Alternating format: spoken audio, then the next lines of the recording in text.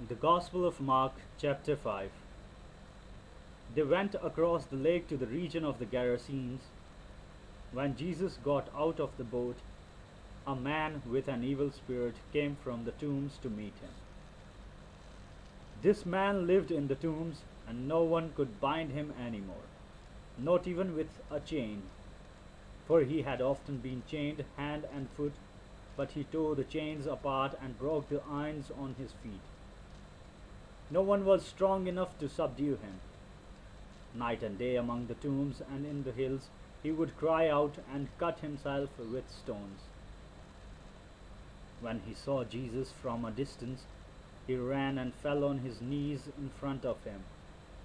He shouted at the top of his voice, "What do you want with me, Jesus, Son of the Most High God? Swear to God that you won't torture me." For Jesus had said to him, "Come out of this man, you evil spirit."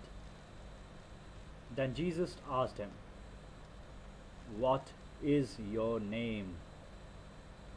"My name is Legion," he replied, "for we are many." And he begged Jesus again and again not to send them out of the area. A large herd of pigs was feeding on the nearby hillside. The demons begged Jesus, "Send us among the pigs, allow us to go into them." He gave them permission, and the evil spirits came out and went into the pigs. The herd, about 2,000 in number, rushed down the steep bank into the lake and were drowned. Those tending the pigs ran off and reported this in the town and countryside, and the people went out to see what had happened. When they came to Jesus, they saw the man who had been possessed by the legion of demons sitting there, dressed and in his right mind. And they were afraid. Those who had seen it told the people what had happened to the demon-possessed man, and told about the pigs as well. Then the people began to plead with Jesus to leave their region. As Jesus was getting into the boat, the man who had been demon-possessed begged to go with him. Jesus did not let him, but said, "Go home to your family and tell them how much the Lord has done for you, and how he has had mercy on you." So the man went away and began to tell in the Decapolis how much Jesus had done for him, and all the people were amazed. When Jesus had again crossed over by the boat to the other side of the lake, a large crowd gathered around him while he was by the lake. Then one of the synagogue ruler named Jairus came there.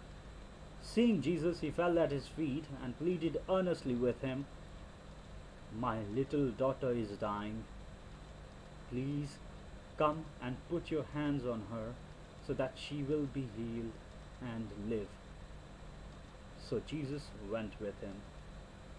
A large crowd followed and pressed around him, and a woman was there who had been subject to bleeding for 12 years. She had suffered a great deal under the care of many doctors and had spent all she had. Yet, instead of getting better, she grew worse. When she heard about Jesus, she came up behind him in the crowd and touched his cloak, because she thought, "If I just touch his clothes, I will be healed." Immediately her bleeding stopped, and she felt in her body that she was freed from her suffering. At once Jesus realized that power had gone out from him. He turned around in the crowd and asked, "Who touched my clothes?" "You see the people crowding against you," his disciples answered. "And yet you can ask, 'Who touched me?'" But Jesus kept looking around to see who had done it. Then the woman, knowing what had happened to her, came and fell at his feet, and trembling with fear told him the whole truth. He said to her, "Daughter, your faith has healed you. Go in peace and be freed from your suffering." While Jesus was still speaking, some men came from the house of Jairus, the synagogue ruler. "Your daughter is dead," they said. "Why bother the teacher any more?" Ignoring what they said, Jesus told the synagogue ruler, "Don't be afraid. Just believe." He did not let anyone follow him except Peter, James, and John, the brother of James. When they came to the home of the synagogue ruler, Jesus saw a commotion with people crying and wailing loudly. He went in and said to them, "Why all this commotion and wailing? This child is not dead, but asleep." But they laughed at him. After he put them all out, he took the child's father and mother and the disciples who were with him, and went in where the child was. He took her by the hand and said to her, "Talitha cum," which means, "Little girl, I say to you, get up."